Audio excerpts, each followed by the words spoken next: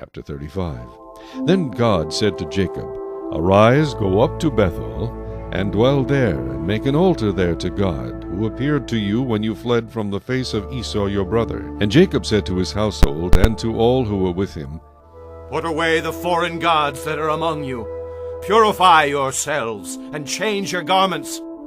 Then let us arise and go up to Bethel, and I will make an altar there to God, who answered me in the day of my distress, and has been with me in the way which I have gone. So they gave Jacob all the foreign gods which were in their hands, and the earrings which were in their ears, and Jacob hid them under the terebinth tree which was by Shechem. And they journeyed, and the terror of God was upon the cities that were all around them, and they did not pursue the sons of Jacob. So Jacob came to Luz, that is Bethel, which is in the land of Canaan, he and all the people who were with him. And he built an altar there, and called the place El Bethel, because there God appeared to him when he fled from the face of his brother.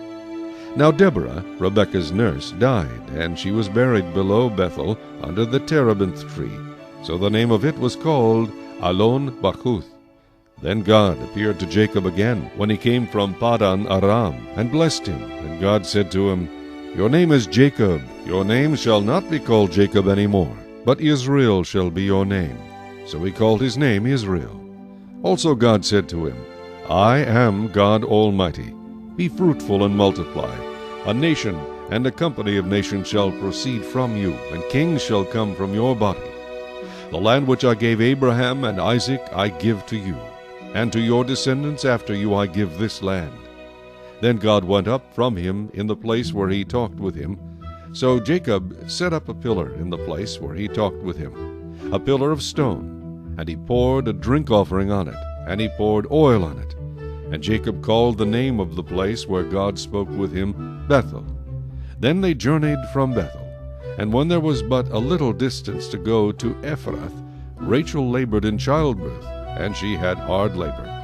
Now it came to pass, when she was in hard labor, that the midwife said to her, Do not fear, you will have this son also. And so it was, as her soul was departing, for she died, that she called his name Ben-Oni, but his father called him Benjamin. So Rachel died and was buried on the way to Ephrath, that is Bethlehem. And Jacob set a pillar on her grave, which is the pillar of Rachel's grave to this day.